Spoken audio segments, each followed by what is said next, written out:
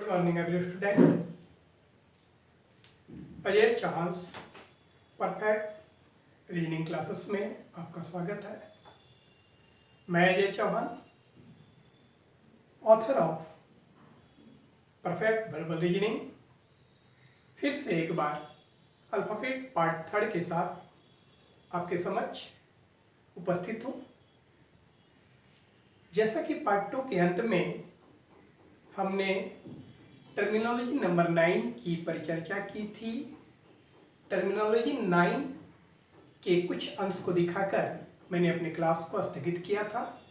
आज उसी कड़ी को हम लोग आगे बढ़ाने जा रहे हैं और हम टर्मिनोलॉजी नंबर 9 के तहत हमने यह भी बताया था कि शायद बहुत सारे कैंडिडेट्स के दिमाग से सारी बातें बाउंस हो रही होगी, सिर के ऊपर से पार हो रहा होगा, जैसा कि मैं भी महसूस कर रहा हूँ। लेकिन मैंने आपसे वादा किया था कि मैं टर्मिनोलॉजी नंबर 9 को पूर्ण तौर पर स्पष्ट करने का प्रयास करूँगा, पूरी तरह से आपको समझाने का प्रयास करूँगा और मेरा विश्वास है कि निश्चित तौर पर आपको समझ आएगी, इसमें कोई दो मत नहीं है।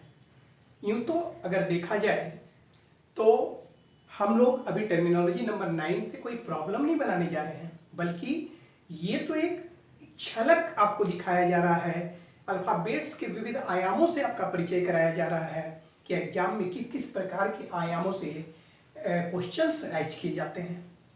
हम इन आयामों से संबंधित प्रश्नों को बनाएं, उससे पहले हमको अल्फ़ाबेट्स से रिलेटेड प्रश्नों को हल करने से संबंधित बहुत सारे महत्वपूर्ण factor, important factors, basic, fundamental, ultra, अल्ट्रानिक, अल्ट्रा मॉडर्न, बहुत सारे अप्रोचेस से अवगत होना होगा, तब हम जाकर इससे संबंधित विविध आयामों से संबंधित प्रश्न को हल करेंगे। आफ्टर ऑल टर्मिनोलॉजी नंबर 9 से रिलेटेड हम प्रॉब्लम बनाएं, उससे पहले हम लोगों को 1 से लेकर 8 तक जो टर्मिनोलॉजी दिए गए हैं, 1 से लेकर 8 नंबर तक टर्मिनोलॉजी जो आपको बताए गए उनसे संबंधित हम प्रश्न बनाएंगे। इसलिए आपको किसी भी प्रकार की घबराने की कोई ज़रूरत नहीं है, अकबकाने की कोई ज़रूरत नहीं है। बिल्कुल ही आपको पूर्ण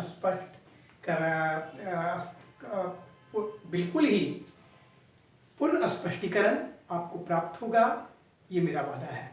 तो जैसा कि हमने टर्मिनोलॉजी नंबर 9 के तहत हमने बताया था कि अक्षरों के तुलनात्मक अध्ययन के आधार पर मैंने टर्मिनोलॉजी नंबर 9 से रिलेटेड प्रश्न को 3 वर्गों में वर्गीकृत किया था। जैसा कि जिस भी कैंडिडेट्स ने पार्ट 2 का अल्फ़ाबेट्स पार्ट 2 का वीडियो देखा होगा उन्हें जरूर ज्ञात होगा। मैंने 3 फॉर्मेट इसके सामने आपके सामने रिप्रेजेंट किया था, 3 स्ट्रक्चर रिप्रेजेंट किया था कि on the basis of comparative studies of numbers of letter, अक्षरों की संख्या के आधार पर minimum, maximum, maximum, minimum, same. After all मैंने यह भी बताया था कि जिस प्रकार से हमने टर्मिनोलॉजी नंबर 8 तक की एक डायरेक्ट स्ट्रक्चर, एक परफेक्ट स्ट्रक्चर डायरेक्टली रिप्रेजेंट किया, जबकि टर्मिनोलॉजी नंबर 9 के साथ ऐसा संभव नहीं है। इसलिए कि टाइम टू टाइम डायरेक्शंस जो होते हैं वो वैरी करते हैं और इस स्थिति में जो है एक परफेक्ट स्ट्रक्चर रिप्रेजेंट करना संभव नहीं है, जैसा कि हमने 1 से 8 तक में किया। लेकिन फिर भी हमने बताया, आप सोच रहे होंगे अगर परफेक्ट स्ट्रक्चर संभव नहीं है तो इसमें तो काफ़ी कठिनाई होगी। तो मैं आपको बताना चाहूँगा कि आपको थोड़ी सी भी कठिनाई नहीं होगी, आप इस प्रकार के प्रश्नों को विदिन ए सेकेंड सॉल्व करेंगे। मैं उस अल्ट्रा यूनिक अप्रोच से आपको परिचय कराऊंगा और मैंने जैसा बताया भी कि टर्मिनोलॉजी नंबर 9 के फॉर्मेट का जो वर्गीकरण किया है वो मैंने किया है, ठीक। और जो है इससे संबंधित प्रश्नों को हल करने की जो अल्ट्रा अप्रोच भी मैं बनाई गई है उसको मैंने डेवलप किया है। और जब आप टर्मिनोलॉजी नंबर 9 से रिलेटेड प्रश्न को देखेंगे, प्लस अभी भी जो टर्मिनोलॉजी नंबर 9 का जो हम आपको फॉर्मेट फर्स्ट का जो स्पष्टीकरण यहाँ पे रिप्रेजेंट करेंगे, उसमें आप निश्चित है कि आप समझ जाएंगे कि कितनी आसानी से इस प्रकार के प्रश्नों को हल किया जा सकता। मैं इस प्रकार के टर्मिनोलॉजी नंबर 9 पर आधारित एकाक प्रश्न आपके सामने प्रस्तुत करने का प्रयास करूंगा। तो आए समय बिना गंवाएं अब चलते हैं टर्मिनोलॉजी नंबर 9 पे, अर्थात अल्फाबेट पार्ट 3 के तहत हम लोग जो टर्मिनोलॉजी नंबर 9 है, सब letters of mid part will be reverse according to direction, उसके प्रारूप फर्स्ट पर चल रहे हैं। जहाँ की आप यहाँ पे देख रहे हैं कि मैंने लिखा है प्रारूप फर्स्ट में general order, reverse order, general order. यहाँ पे मैंने रिप्रेजेंट किया है मिनिमम, यहाँ पे रिप्रेजेंट किया है मैक्सिमम। जैसा कि मैंने बताया था कि इसके 3 प्रारूप जो है बनते हैं, 3 टाइप्स से प्रॉब्लम इराइज किए जाते हैं, जिसमें अक्षरों के तुलनात्मक अध्ययन पर विचार किया जाए तो 3 ही स्थिति प्राप्त होती है, मिनिमम, मैक्सिमम या फिर मैक्सिमम, मिनिमम या फिर सेम। आफ्टर ऑल हमने बताया था कि इस प्रकार के प्रश्न में, जैसा कि आप यहाँ पे देख रहे हैं कि मैंने मिनिमम नंबर्स ऑफ लेटर 4 रखा है, यहाँ पे 12 रखा है, यहाँ पे मैक्सिमम नंबर्स ऑफ लेटर 10 रखा है। तो ऐसी बातें नहीं है कि आपको ये बताया जाएगा कि यहाँ पे 4 रखिए, यहाँ पे 12 रखिए, यहाँ पे 10 रखिए, ऐसा नहीं है। आपको पर्टिकुलरली आपको विशिष्ट रूप से भाषायिक रूप से आपको निर्देश दिए जाएंगे। जैसा कि निर्देश इस स्थिति में जो निर्देश दिए गए हैं वो क्या है, डायरेक्शन यहाँ पे देखिए, if 12 letters of English alphabet will be reverse starting from E. कहने का अभिप्राय है कि ई से प्रारंभ करते हुए अंग्रेजी वर्णमाला के 12 अक्षरों को विपरीत क्रम में लिखा जाए तो, ई से प्रारंभ करते हुए अंग्रेजी वर्णमाला के 12 अक्षरों को विपरीत क्रम में लिखा जाए तो यह आपको निर्देश में कहा जा रहा है। और हमने आपको जैसा बताया था कि कहाँ से कहाँ तक विपरीत करना है ये निर्देश दिए जाएंगे, अर्थात निर्देश जो दिए जाएंगे इस प्रकार के प्रश्न में उसका संबंध रिवर्स ऑर्डर से रिलेटेड होगा। प्लस इस प्रकार के जब भी आपको डायरेक्शंस जारी किए जाते हैं, जब भी इस प्रकार की कंडीशन जारी किए जाते हैं, तो जो प्रश्न अराइज किए जाएंगे वह भी उसी पार्ट से अराइज होगा, अर्थात रिवर्स ऑर्डर से ही अराइज होगा, ना कि जनरल ऑर्डर से। आफ्टर ऑल मैं आपको यहाँ पे आप देख रहे हैं कि 3 सेक्टर हो रहे हैं, जनरल, रिवर्स, जनरल। मैं प्रत्येक सेक्टर की बारीकी से आपको अवगत कराऊंगा। क्लियर? तो जैसा कि यहाँ पे डायरेक्शन आप देख रहे हैं, if 12 letters of English alphabet will be reverse starting from E, अर्थात ई से प्रारंभ करते हुए अंग्रेजी वर्णमाला के 12 अक्षरों को विपरीत क्रम में लिखा जाए।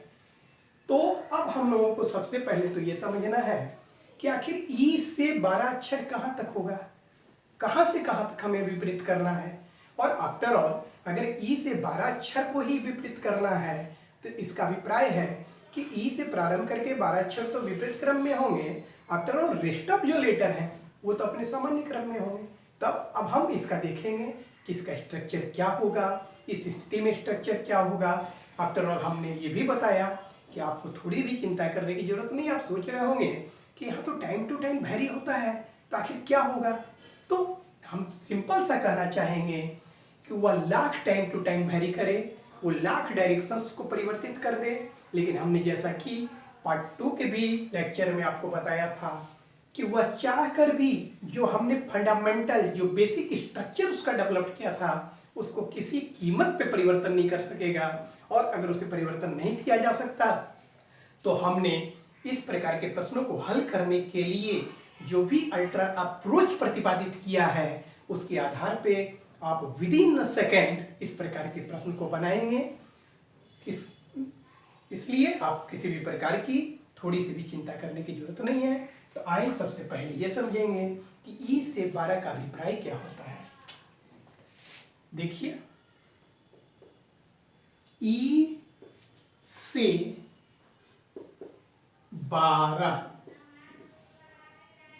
ई से 12 का अभिप्राय है ई से 12। ई से 12 कहने का अभिप्राय है ई को लेकर 12। ई से 12 कहने का अभिप्राय है ई को लेकर 12, तो एक लेटर तो स्वयं ई हो जाता है। और यदि हम अतिरिक्त 12 जोड़ दें तो वह तो ई को लेकर 13 हो जाएगा। जबकि कहा जा रहा है कि ई से 12, इसका अभिप्राय है ई को लेकर 12, क्योंकि हम आपको बताना चाहेंगे कि से का जो नेचर होता है, से की प्रकृति जो होती है वह इंक्लूडिंग नेचर का होता है। से जो है वह इंक्लूडिंग नेचर का होता है, अर्थात इंक्लूडिंग दैट इज द सम्मिलित करते हुए जहां से बोला जा रहा है उसे भी सम्मिलित करते हुए। और एक बात हमेशा हमेशा के लिए आप अपने दिमाग में बैठा लीजिए कि किसी भी मान के पहले यदि से का प्रयोग किया गया हो तो एक नोट में आपको लिखा देना चाहता हूं, एक नोट आपके समक्ष रिप्रेजेंट प्रस्तुत कर रहा हूं। एक नोट यहाँ पे मैं दर्शा रहा हूं कि ये हमेशा हमेशा के लिए दिमाग पे बैठा लीजिएगा और ये हमेशा लागू होगा कि किसी भी मान के पहले, किसी भी मान के पहले से का प्रयोग किया गया हो तो प्रोसेसिंग करते समय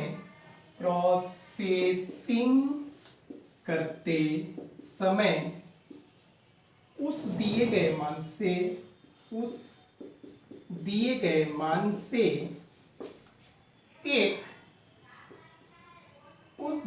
मान से एक कम करते हुए प्रोसेसिंग करना चाहिए। हमेशा हमेशा के लिए दिमाग पे ये बात बैठा लें, किसी भी मान के पहले यदि से का प्रयोग किया गया हो तो जो भी आपको मान दिया गया है उस मान से एक लेस करते हुए प्रोसेसिंग कीजिएगा। इसलिए इस से का जो प्रकृति होता है, से का जो नेचर होता है वो इंक्लूडिंग नेचर का होता है। कहने का अभिप्राय है कि जहां से बोला जा रहा है उसमें वह ऑलरेडी वह भी शामिल है। अगर मैं ई से 12 की बात कर रहा हूं तो ई से 12 इसका अभिप्राय है कि ई को लेकर 12। अगर आप ई प्लस 12 कर देते हैं तो 12 अतिरिक्त हो जाए और एक स्वयं ई हो जाए तो इस स्थिति में तो ई से 13 हो जाएगा। तो ई से 13 नहीं बल्कि ई से 12 की बात की जा रही है। इसका अभिप्राय है एक तो स्वयं ई हो गया और हम 12 की जगह 12 पे प्रोसेसिंग नहीं करेंगे बल्कि 11 पे प्रोसेसिंग करेंगे। तो यहाँ पे ध्यान देखें कि अगर से 15 कहा जाए तो 15 पे नहीं बल्कि 15 की जगह 14 पे करेंगे। यदि आपसे कहा जाता है से 12 तो 12 नहीं बल्कि 12 की जगह 11 पे प्रोसेसिंग करेंगे। ये हमेशा दिमाग पे रख लीजिएगा कि किसी भी मान के पहले से लगा दिया जाए, अगर से का प्रयोग किया जा रहा है तो कैलकुलेट करते समय एक लेस करके कैलकुलेशन करना चाहिए। Okay, clear. तब आप हम इसके स्ट्रक्चर को आपके सामने रिप्रेजेंट करने का प्रयास कर रहे हैं कि किस प्रकार से स्ट्रक्चर आपके सामने आएगा। देखें,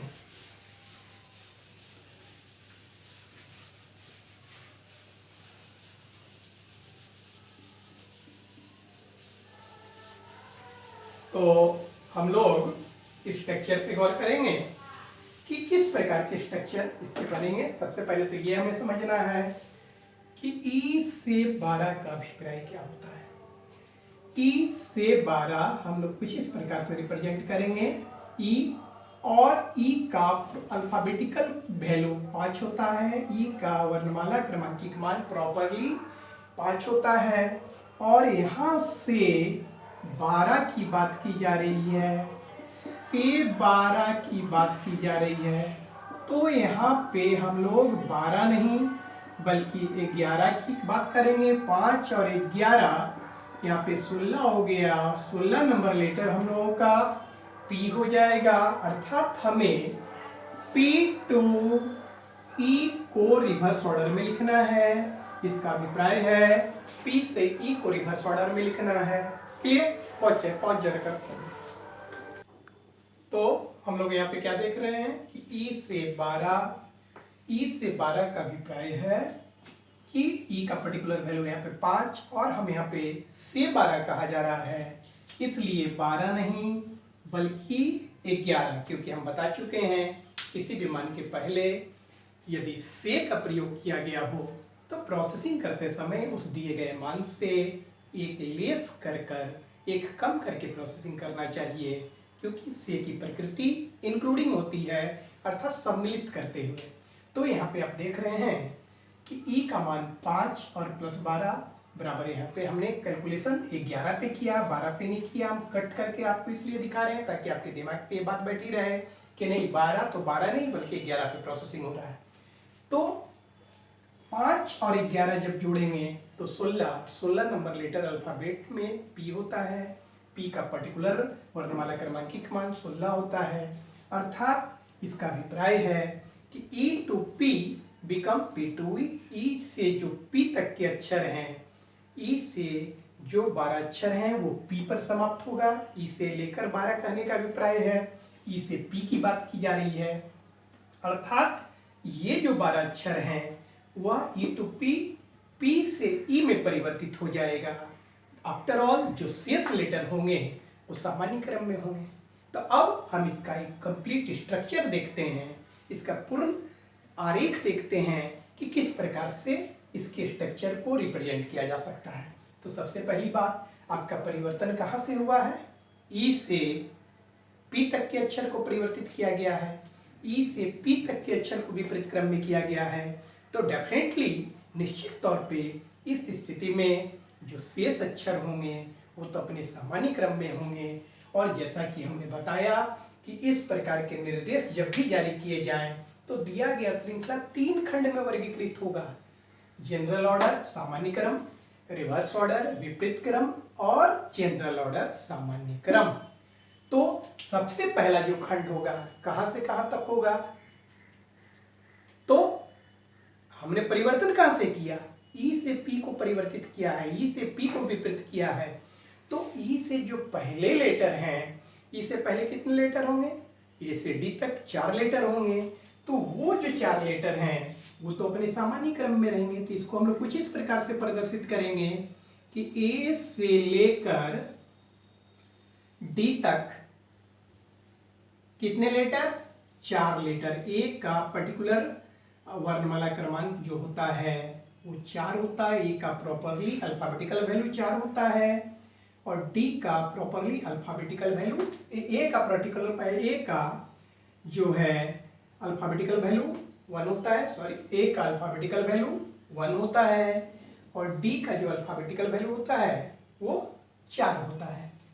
तो ए से लेकर डी तक अर्थात ये जो 4 अक्षर हैं वह जनरल ऑर्डर में रहेंगे। नंबर्स ऑफ लेटर कितना? ए से डी तक जो कि सामान्य क्रम में है वो 4 लेटर हैं। और अब हमें कहां से कहां तक को विपरीत करना है? तो निर्देशानुसार हमें ई से पी तक के अक्षर को विपरीत करना है, अर्थात E to P become P to E. तो यहाँ पे हम अब जो 12 अक्षर हैं वो कहां से कहां तक हैं? तो ई से लेकर पी तक हैं, जिसको कि हम लोगों को पी से ई रिप्रेजेंट करना है। और ये आपका रिवर्स ऑर्डर हो गया। रिवर्स ऑर्डर मतलब विपरीत क्रम, आरईवी शॉर्ट फॉर्म में मैंने लिखा। और टोटल नंबर्स ऑफ लेटर 12 हो गए। जैसा कि प्रॉपरली पी का जो अल्फाबेटिकल वैल्यू होता है वह 16 होता है, क्योंकि पी अल्फाबेट में 16 नंबर पे आता है। और ई का प्रॉपर अल्फाबेटिकल वैल्यू जो होता है वो 5 होता है, क्योंकि ई 5 नंबर पे होता है। तो आपने यहाँ पे देखा कि हमने ई से लेकर पी तक के अक्षर को, अर्थात जो 12 अक्षर विपरीत करने को कहे गए थे निर्देशानुसार, हमने उसको रिप्रेजेंट किया। अब शेष अक्षर जो हैं वो तो सामान्य क्रम में होंगे। तो वे अक्षर कहां से कहां तक होंगे? तो हम कहेंगे कि क्यू से लेकर जेड तक जो रेस्ट अक्षर हैं वह पुनः सामान्य क्रम में रहेंगे। तो अगला जो खंड होगा वह क्यू से लेकर जेड तक, क्यू से लेकर जेड तक का खंड होगा, जो कि पुनः जनरल ऑर्डर में रहेगा। G N that is the general order, जिसको कि हम लोग हिंदी में सामान्य क्रम कहते हैं। और यहाँ पे नंबर्स ऑफ लेटर कितनी हो जाएगी, देखिए 4 और 12 16 और अल्फाबेट में 26 लेटर होते हैं, इसलिए रेस्ट ऑफ लेटर की संख्या यहाँ पे कितनी हो गई 10। क्लियर। प्रॉपरली क्यू का जो अल्फाबेटिकल वैल्यू होता है जैसा कि हम लोग जानते हैं वो 17 होता है, क्यू 17 नंबर पोजीशन पर अल्फाबेट पे होता है, और जेड का अल्फाबेटिकल वैल्यू 26। क्लियर। यहाँ पे ये जो है हम लोगों का LHS साइड है, लेफ्ट हैंड साइड है, और ये जो है हम लोगों का RHS साइड है, राइट हैंड साइड है। यहाँ पे जैसा कि हमने बताया था कि हमने on the basis of numbers of letter comparative studies of this and this part हमने दिखाया था कि minimum maximum maximum minimum same same वही बातें यहाँ पे आपके सामने में दर्शाना जा रहा हूँ, क्योंकि हम जो है फर्स्ट स्ट्रक्चर को यहाँ पे डिफाइन कर रहे हैं, फर्स्ट स्ट्रक्चर को हम यहाँ पे आपके सामने रिप्रेजेंट कर रहे हैं। तो आप देख रहे हैं यहाँ नंबर्स ऑफ लेटर 10 है, जबकि यहाँ नंबर्स ऑफ लेटर 4 है, that is 4 is less than 10, that is the यहाँ पे ये मिनिमम है, नंबर्स ऑफ लेटर मिनिमम, जबकि इधर नंबर्स ऑफ लेटर आपका मैक्सिमम है, ये अधिक है। क्लियर। तो इस प्रकार से आप अब तक तो यहाँ तक समझ रहे हैं कि किस प्रकार से हमने रिप्रेजेंट किया। अगर इस प्रकार के डायरेक्शंस दिए गए हों, इस प्रकार के निर्देश जारी किए जाते हों, तो उसका स्ट्रक्चर क्या होगा, तो इस प्रकार का कुछ स्ट्रक्चर आपके सामने आएगा। और जैसा कि हमने बताया था कि इस प्रकार के जब भी निर्देश जारी किए जाते हैं, तो जैसे हमने 8 टर्मिनोलॉजी को आपके सामने डायरेक्टली उसके परफेक्ट स्ट्रक्चर को रिप्रेजेंट किया था, ऐसा यहाँ पे संभव नहीं होता है। क्लियर। अब यहाँ पे हम आपको समझाना चाहेंगे, बशर्ते कि अभी आपके हो सकता है कि आपके दिमाग पे बातें रहें, फिर भी मैं समझाने का प्रयास कर रहा हूँ। अल्फाबेट में आफ्टर द मूवमेंट जब भी हम लोगों को कोई भी रिजल्ट आता है, आफ्टर द मूवमेंट जो भी हमें प्रक्रियात्मक मान प्रोसेसिंग वैल्यू प्राप्त होता है, मूवमेंट के पश्चात वो या तो फ्रॉम लेफ्ट की जाति का प्राप्त होता है या फिर फ्रॉम राइट के जाति का प्राप्त होता है, जिसकी विस्तृत परिचर्चा आप जब हम इनिशियल स्टेज से different types of concept approach basic fundamental ultra ultra unique से जब आपको अवगत कराएंगे, वहाँ पे इसकी विस्तृत परिचर्चा हम करेंगे। फिर भी यहाँ पे हम आपको बता देना चाहते हैं कि अल्फाबेट में जब भी हम मूव करते हैं तो या तो LHS to RHS मूव करते हैं या RHS to LHS मूव करते हैं। That is the after the movement जो भी हमें मान प्राप्त होता है वह या तो बाएं से का प्राप्त होता है या फिर दाएं से का प्राप्त होता है। जैसे कि आफ्टर द मूवमेंट अगर आप घर से ही चलना प्रारंभ करें तो घर से आप कोचिंग जाते हैं या फिर कोचिंग से घर आते हैं, तो आफ्टर द मूवमेंट या घर से आप मार्केट जाते हैं, मार्केट से घर आते हैं, तो आफ्टर द मूवमेंट जो भी मान प्राप्त होता है वह किसी एक जाति का प्राप्त होगा। तो अल्फाबेट में जब भी हम मूव करेंगे तो आफ्टर द मूवमेंट जो भी मान प्राप्त होगा वो या तो फ्रॉम लेफ्ट की जाति का प्राप्त होगा या फिर फ्रॉम राइट की जाति का प्राप्त होगा। इट मीन्स या तो हम मूव करके जो मान प्राप्त होगा वो हमें फ्रॉम लेफ्ट की जाति का प्राप्त होगा। यहाँ पे आप जो है आरेख में गौर करें, जैसा कि मैं आपको यहाँ पे एरो दर्शा रहा हूँ, और ये फ्रॉम राइट के लिए मैं दर्शा रहा हूँ। ये राइट साइड एक आपका हो गया अप लाइन और एक हो गया डाउन लाइन। तो ये आपको फ्रॉम राइट से हम लोग मूव कर रहे हैं, राइट हैंड साइड से चल रहे हैं, और यहाँ पे लेफ्ट हैंड साइड से चल रहे हैं। तो अल्फाबेटिकल मूवमेंट में प्रोसेसिंग के बाद आफ्टर द प्रोसेसिंग जो भी मान प्राप्त होता है वह या तो फ्रॉम लेफ्ट की जाति का प्राप्त होता है या फिर फ्रॉम राइट की जाति का प्राप्त होता है। अर्थात या तो बाएं से प्राप्त होगा या फिर दाएं से प्राप्त होगा। फ्रॉम लेफ्ट को शॉर्ट फॉर्म में हम लोग FL लिखते हैं, इसका अभिप्राय है बाएं से, और फ्रॉम राइट को शॉर्ट फॉर्म में हम लोग FR लिखते हैं, इसका अभिप्राय है दाएं से। कहने का अभिप्राय है आफ्टर द मूवमेंट जो भी आपको मान प्राप्त होगा वो या तो बाएं से की जाति का प्राप्त होगा या फिर दाएं से की जाति का प्राप्त होगा। बाएं से की काउंटिंग इधर से करते हैं और दाएं से की काउंटिंग हम लोग इधर से करते हैं।